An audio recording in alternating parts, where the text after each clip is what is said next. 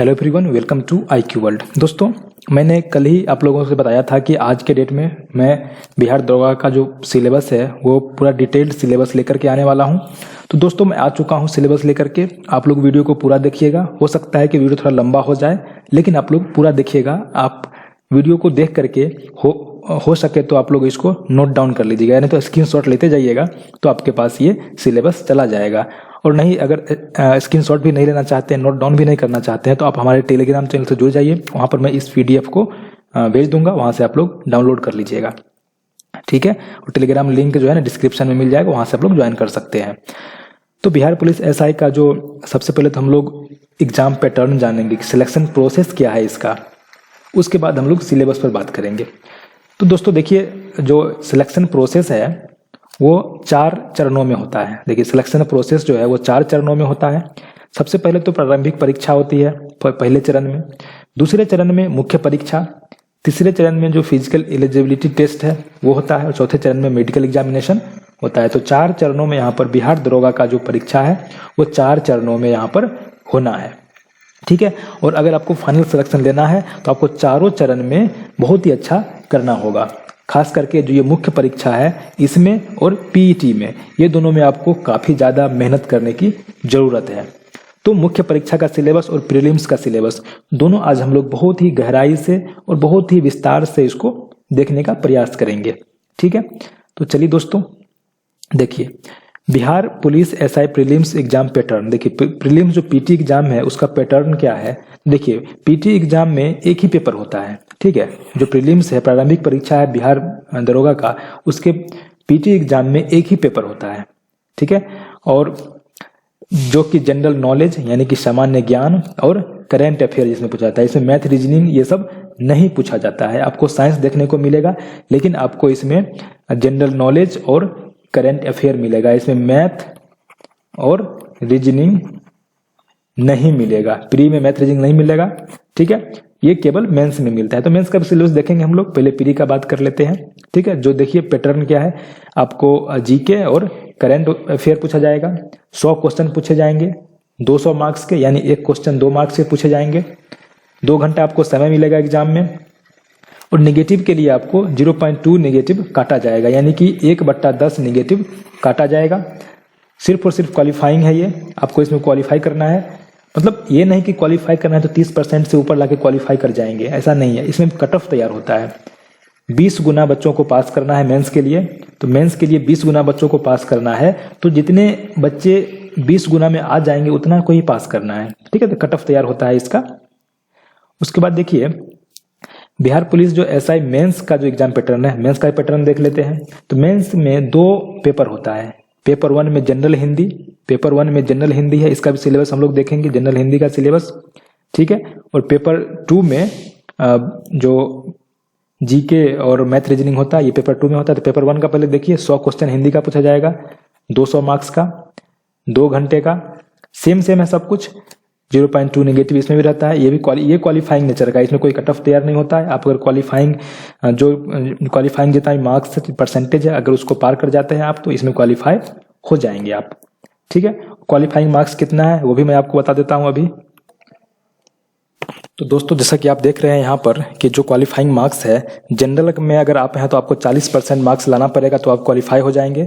BC में 36.5%, EBC में 34%, SC में 32%, ST में 32%, और फीमेल है, कोई भी कैटेगरी से अगर फीमेल है तो आपको 32% मार्क्स लाना पड़ेगा इसे हिंदी, जनरल हिंदी के एग्जाम को पास करने के लिए, जो कि काफ़ी आसान है। आप लोग आसानी से पास कर जाइएगा, कोई दिक्कत नहीं है। मैं सिलेबस बता दूंगा, उस सिलेबस के अनुसार पढ़ लीजिएगा तो आराम से पास कर जाइएगा। अब बात करते हैं पेपर 2 का।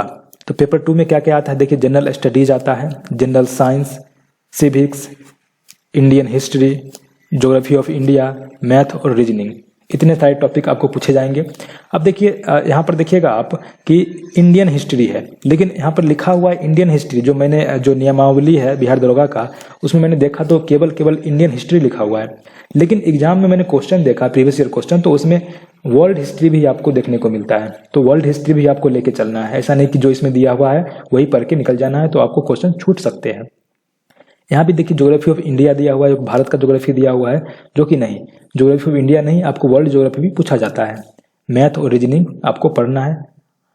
इसमें भी 100 क्वेश्चन के एग्जाम होंगे, ठीक है, 200 मार्क्स के होंगे 100 क्वेश्चन, यानी कि एक क्वेश्चन 2 नंबर का होगा। 2 घंटा इसमें भी टाइम मिलेगा, नेगेटिव 0.2 है।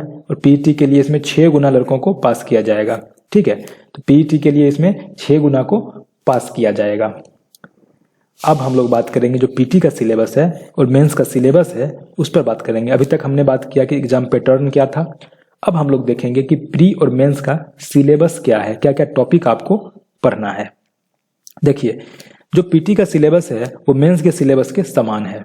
सबसे पहली बात आपको ध्यान देना है कि जो पीटी का सिलेबस है वो मेंस के सिलेबस के समान है। कुछ है डिफरेंसेस, कुछ है, देखिए मैं आपको बता देता हूं। जैसे देखिए, पीटी में करंट अफेयर पूछा जाता है, पीटी में करंट अफेयर पूछा जाता है, लेकिन मेंस में करंट अफेयर नहीं पूछा जाता है। लेकिन एक चीज और है, मेंस में मैथ और रीजनिंग पूछा जाता है, लेकिन पीटी में नहीं पूछा जाता है। तो आपको करना क्या है, आपको तैयारी करना है मेंस का, ठीक है, तैयारी करना है आपको, डायरेक्ट मेंस का तैयारी करना है, लेकिन आपको करंट अफेयर भी पढ़ते रहना है, करंट अफेयर भी पढ़ते रहना है और मेंस का तैयारी करना है। करंट अफेयर भी पढ़ना है, मैथ रीजनिंग भी पढ़ना है, ठीक है, और जीके तो दोनों में है ही, कॉमन है, ठीक है।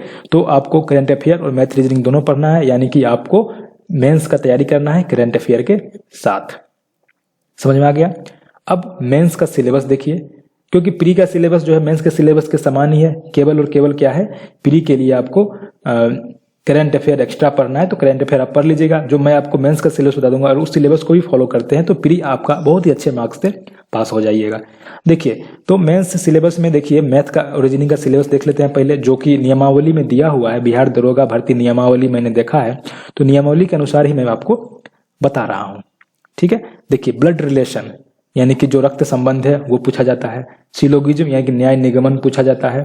एनालॉगी पूछा जाता है, रीजनिंग का चैप्टर है, ये सब रीजनिंग का चैप्टर है।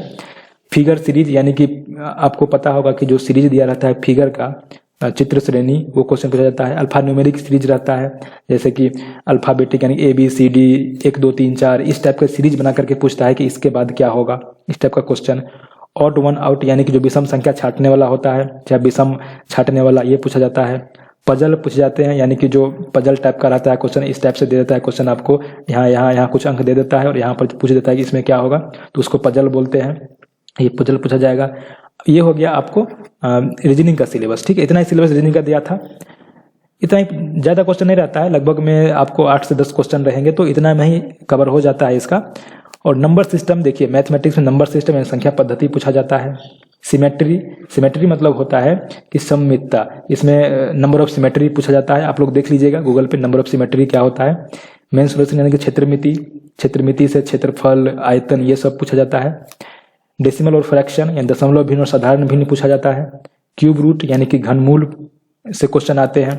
प्रॉफिट एंड लॉस यानी कि लाभ और हानि से क्वेश्चन। अलजेब्रा यानी कि बीजगणित से क्वेश्चन आते हैं।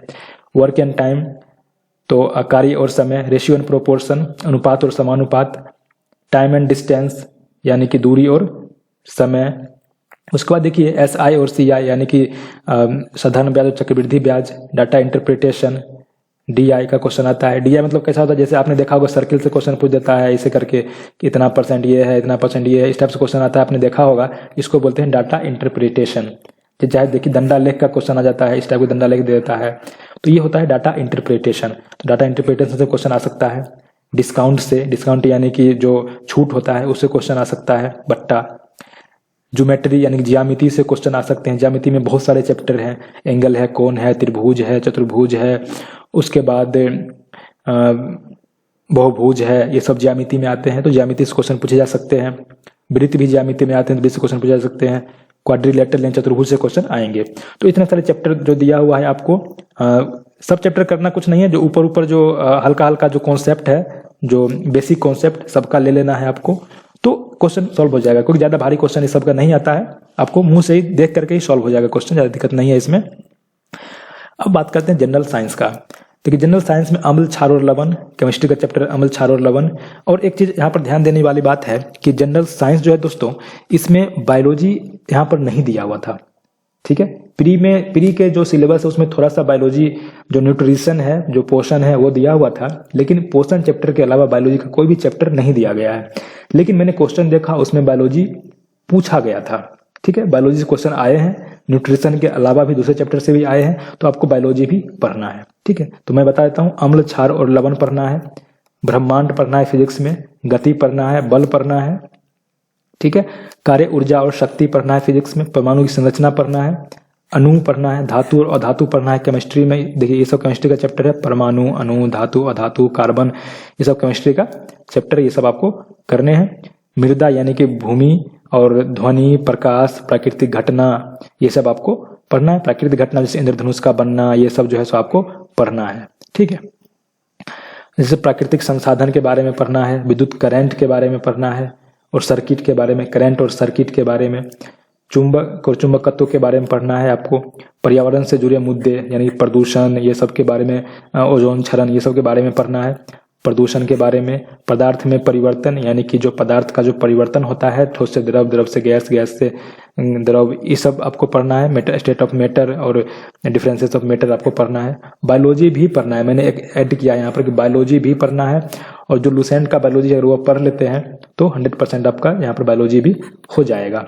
ठीक है, अब मैं आप लोग कहिएगा, कमेंट कीजिएगा, तो मैं सारा जो टॉपिक है उसके लिए बुक भी रिकमेंड कर दूंगा, आप कहाँ से पढ़ सकते हैं, किस बुक से पढ़ सकते हैं, मैंने कहाँ से पढ़ा था, एक वीडियो मैं ऑलरेडी बना चुका हूँ इस पर, और भी मैं बोलिएगा तो और भी वीडियो बना दूंगा आपको, इसी टाइप से PDF पर मैं आपको सब कुछ समझा करके बता दूंगा। अब बात आती है सिविक्स यानी कि जो अपना पॉलिटी है, पॉलिटी का। तो देखिए संवैधानिक ढांचा, देखिए संवैधानिक ढांचा में आपको क्या क्या पढ़ना रहता है, जैसे ऐतिहासिक पृष्ठभूमि पढ़ना रहता है कि संविधान कैसे बना, क्या हुआ, क्या क्या हुआ था उस समय संविधान बना था। फिर संविधान का जो ऐतिहासिक ढांचा है वो पढ़ना है आपको, संविधान का निर्माण पढ़ना है इसमें, और संविधान की जो कुछ विशेषताएं हैं वो भी आपको पढ़ने हैं। संविधान का प्रस्तावना इसमें आपको पढ़ना है, संघ और इसका राज्य क्षेत्र पढ़ना है संविधान का। ठीक है, और नागरिकता आपको इसी में पढ़ना है, संविधान ढांचा में नागरिकता पढ़ना है। मूल अधिकार भी आपको इसी में पढ़ने हैं। उसके बाद नीति निर्देशक तत्व पढ़ना है, मूल कर्तव्य पढ़ना है, संविधान का संशोधन जो होता है वो भी आपको संवैधानिक ढांचा में पढ़ना है, और संविधान की जो मूल संरचना है, बेसिक स्ट्रक्चर ऑफ कॉन्स्टिट्यूशन, वो भी आपको इसमें पढ़ना है। ठीक है, तो संविधान ढांचा में आपको इतने चैप्टर पढ़ने हैं। और सरकार की जो प्रणाली है, तो सरकार की प्रणाली में सरकार की व्यवस्था संसदीय व्यवस्था है, संघीय व्यवस्था है, केंद्र और राज्य के बीच संबंध, उसके बाद आपको अंतर्राज्यीय संबंध, आपातकालीन प्रावधान, ये सब आपको पढ़ना है सरकार की प्रणाली में। ठीक है, और केंद्र सरकार में आपको पढ़ना है राष्ट्रपति के बारे में, उप राष्ट्रपति के बारे में, उसके बाद प्रधानमंत्री के बारे में भी आपको केंद्र सरकार में पढ़ना है। उसके बाद आपको केंद्रीय मंत्री परिषद के बारे में, मंत्रिमंडल समितियां के बारे में, संसद के बारे में पूरा पढ़ना है आपको, संसदीय समितियां। उसके बाद उच्चतम जो न्यायालय है उसका पढ़ना है आपको, केंद्र सरकार में न्यायिक समीक्षा, ये सब आपको केंद्र सरकार में पढ़ना है। अब बात आती है राज्य सरकार की, तो राज्य सरकार में क्या क्या पढ़ना रहेगा आपको, राज्यपाल के बारे में, मुख्यमंत्री के बारे में, राज्य परिषद, उसके बाद जो विधानमंडल है उसके बारे में, उच्च न्यायालय के बारे में आपको पढ़ना रहेगा। उसके बाद जो है कुछ विशेष प्रावधान है राज्यों के लिए, उसके बारे में आपको पढ़ना रहेगा।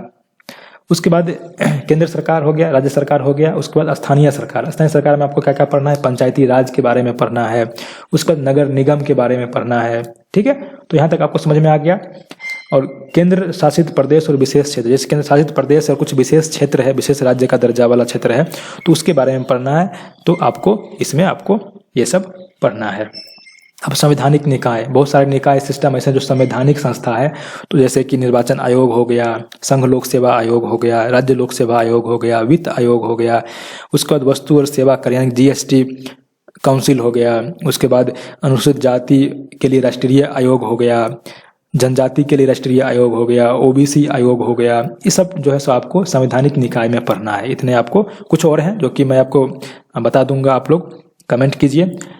भारत का नियंत्रक महालेखा परीक्षक के बारे में पढ़ना है, भारत का महान्यायवादी के बारे में पढ़ना है, भारत का महाधिवक्ता के बारे में पढ़ना है, राज्य का महाधिवक्ता के बारे में। ठीक है दोस्तों, तो ये सब संवैधानिक निकाय में आते हैं। और गैर संवैधानिक निकाय, कुछ निकाय ऐसे हैं, कुछ संस्थाएं ऐसे हैं जो गैर संवैधानिक है, जैसे कि नीति आयोग के बारे में, उसके बाद राष्ट्रीय मानवाधिकार आयोग, राज्य मानवाधिकार आयोग, केंद्रीय सूचना आयोग, राज्य सूचना आयोग, केंद्रीय सतर्कता आयोग। ठीक है, तो ये सब के बारे में आपको, केंद्रीय अन्वेषण ब्यूरो CBI है उसके बारे में, लोकपाल लोकायुक्त के बारे में आपको उसके बाद NIA नेशनल इन्वेस्टिगेशन एजेंसी, उसके बाद NDMA जो राष्ट्रीय आपदा प्रबंधन प्राधिकरण, ये सब जो गैर संवैधानिक निकाय है तो इसके बारे में आपको इसमें पढ़ना रहता है। ठीक है, उसके बाद देखिए संवैधानिक आयाम। संवैधानिक आयाम में आपको क्या क्या पढ़ना रहेगा, इसमें आपको सहकारी समिति के बारे में, राजभाषा के बारे में, लोक सेवा आयोग के बारे में आपको पढ़ना रहेगा। ठीक है दोस्तों, उसके बाद हम लोग बात करेंगे राजनीतिक गतिशीलता के बारे में। राजनीति के बारे में आपको क्या क्या पढ़ना रहेगा सिविक्स में, तो राजनीतिक दल के बारे में, क्षेत्रीय दल की जो भूमिका होती है राजनीति उसके बारे में, निर्वाचन के बारे में, चुनाव के संबंधित कौन कौन से कानून है उसके बारे में पढ़ना है। उसके बाद मतदान व्यवहार यानी कि वोटिंग बिहेवियर के बारे में पढ़ना रहेगा। गठबंधन सरकार क्या होता है उसके बारे में, उसका दल बदल कानून क्या है इसके बारे में आपको इसमें पढ़ना रहेगा। ठीक है, विदेश नीति के बारे में, इसी में आपको विदेश नीति भी पढ़ना है, फॉरेन पॉलिसी के बारे में। ठीक है दोस्तों, अब हम लोग इतिहास में देखते हैं। इतिहास में आपको क्या क्या पढ़ना है। इतिहास में दोस्तों जो नियमावली में दिया था कि प्राचीन, मध्यकालीन और आधुनिक, लेकिन जो अब मैंने क्वेश्चन देखा उसमें विश्व इतिहास से भी क्वेश्चन पूछा गया है, तो मैं विश्व इतिहास के बारे में बताऊंगा। तो पहले तो मैं प्राचीन भारत के बारे में देख लेते हैं हम लोग। तो प्राचीन भारत में ऐतिहासिक स्रोत से पढ़ना है आपको कि ऐतिहासिक स्रोत कहाँ, जैसे पुरातात्विक स्रोत होता है, सिक्का है, अभिलेख है, ये सब के बारे में आपको पढ़ना है। ठीक है, उसके बाद प्रशस्तर युग यानी कि पाषाण युग जो है, जिसमें कि आपको पूरा पाषाण, मध्य पाषाण, नव पाषाण, ये सब आपको इसमें पढ़ना है। हड़प्पा संस्कृति में आपको पढ़ना है सिंधु घाटी सभ्यता के बारे में। ठीक है दोस्तों, उसके बाद आपको पढ़ना है वैदिक काल में आपको ऋग्वैदिक, उत्तर वैदिक, ये सब आपको दोनों ऋग्वैदिक और उत्तर वैदिक के बारे में पढ़ना है।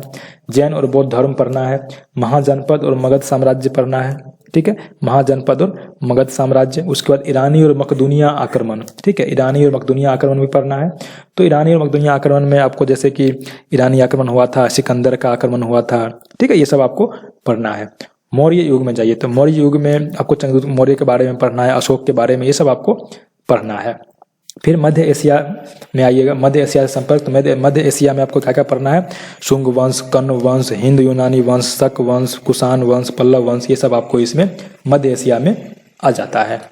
सातवाहन वंश के बारे में आपको पढ़ना है। उसके बाद सुदूर दक्षिण का जो इतिहास है उसमें आपको चोल वंश, चेर वंश, पांड्य वंश, ठीक है, ये सब आपको सुदूर दक्षिण इतिहास में पढ़ना है।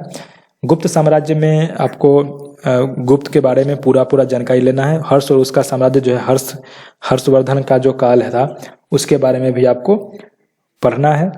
ठीक है, और दर्शन, तो दर्शन में आपको जैसे दर्शन कितने प्रकार के होते हैं, सांख्य दर्शन, योग दर्शन, न्याय दर्शन, वेदांत, मीमांसा, वैशेषिक, ये सब आपको दर्शन में पढ़ना है। किसका प्रवर्तक कौन था, ये सब आपको ध्यान रखना है। ठीक है, और मध्यकालीन इतिहास में बात करते हैं अगर उत्तर भारत के राज्य, तो उत्तर भारत के कौन कौन से राज्य थे, पाल, प्रतिहार, राष्ट्रकूट, ये सब आपको पढ़ना है। ठीक है, उत्तर भारत के जो भी राज्य थे जैसे पाल, प्रतिहार, राष्ट्रकूट, ये सब आपको पढ़ना है। ठीक है, और चोल साम्राज्य भी आपको मध्यकालीन में पढ़ना है। और अरबों का आक्रमण, मध्यकालीन में आपको अरबों का आक्रमण भी आपको मध्यकालीन में ही पढ़ना है।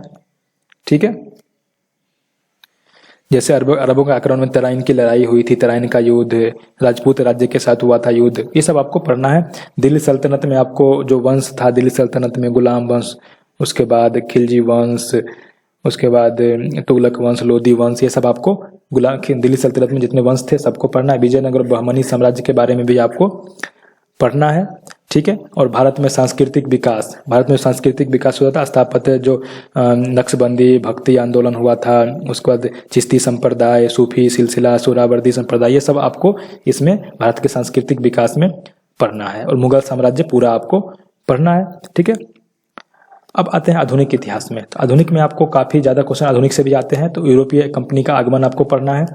यूरोपीय कंपनी का आगमन, जैसे पुर्तगाल, डच, अंग्रेज, फ्रांसीसी, डेनिश, ये सब कब आए थे, क्या क्या घटना हुआ था, सब आपको पढ़ना है। उत्तरवर्ती मुगल शासन आपको पढ़ना, उत्तरवर्ती मुगल काल। ठीक है, नवीन राज्यों का उदय, जैसे कि बंगाल का उदय, अवध का उदय, हैदराबाद का उदय, कर्नाटक का उदय, केरल, राजपूत, सिख, जाट, पंजाब, मराठा, ये सब का आपको, मैसूर का उदय, ये सब आपको इसमें पढ़ना है। ब्रिटिश प्रभुसत्ता की स्थापना, यानी ब्रिटिश प्रभुसत्ता का जो स्थापना हो गया था, ये आपको पढ़ना है। ब्रिटिश के विरुद्ध विद्रोह, जितने भी विद्रोह हुए थे, ये सब आपको पढ़ना है।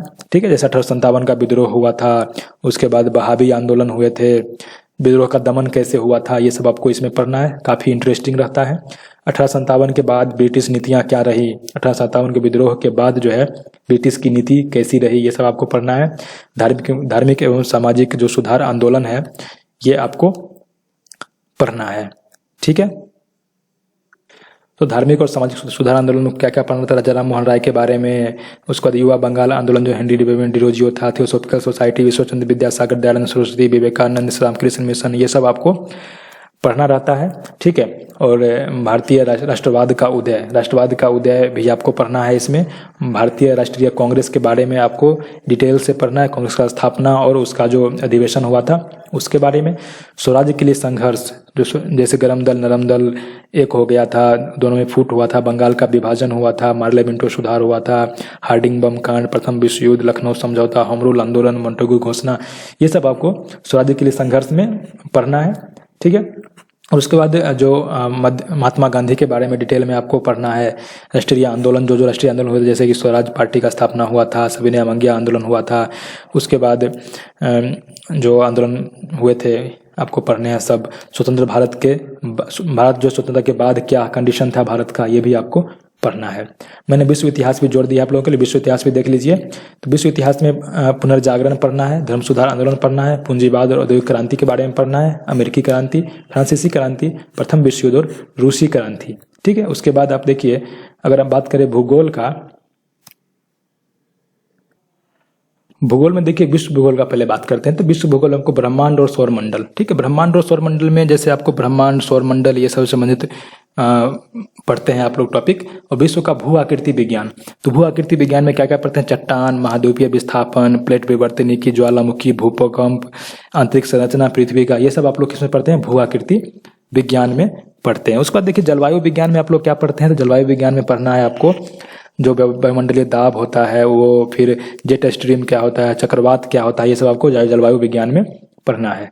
समुद्र विज्ञान में आपको क्या क्या पढ़ना है, तो समुद्र विज्ञान में दोस्तों महासागर के बारे में, ज्वार भाटा के बारे में, प्रवाल भित्तियां के बारे में, सुनामी क्या होता है, महासागरीय प्रदूषण क्या होता है, ये सब आपको समुद्र विज्ञान में पढ़ना रहता है।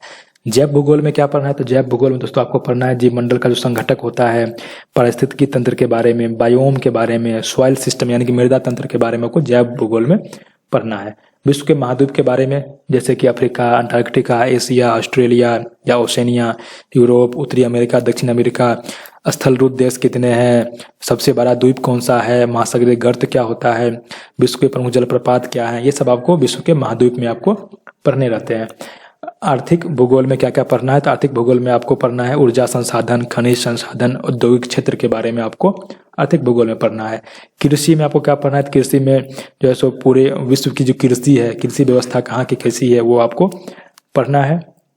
उसके बाद मानव भूगोल में आपको क्या क्या पढ़ना है, तो दोस्तों मानव भूगोल में पढ़ना है आपको जो जैसे एशिया का आदिवासी के बारे में, अफ्रीका के आदिवासी के बारे में, कुछ विश्व की प्रमुख जनजातियां के बारे में, ठीक है।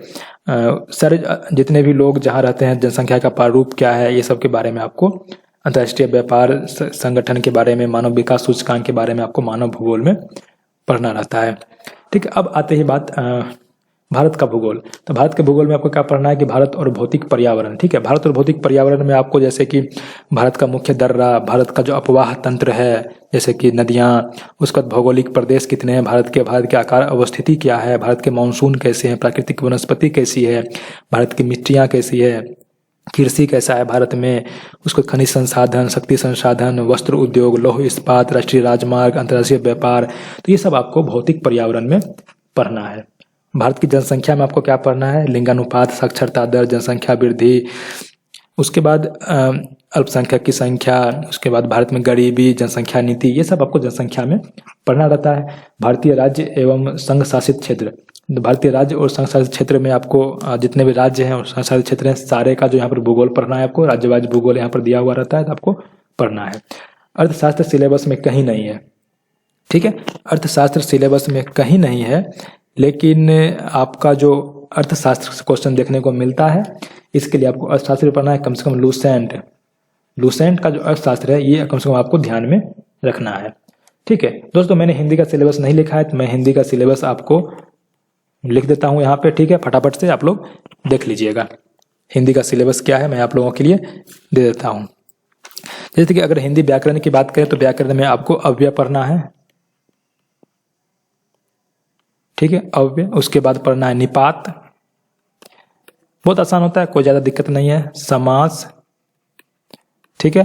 उसके बाद लिंग, लिंग के बाद वचन, वचन के बाद कारक पढ़ना है।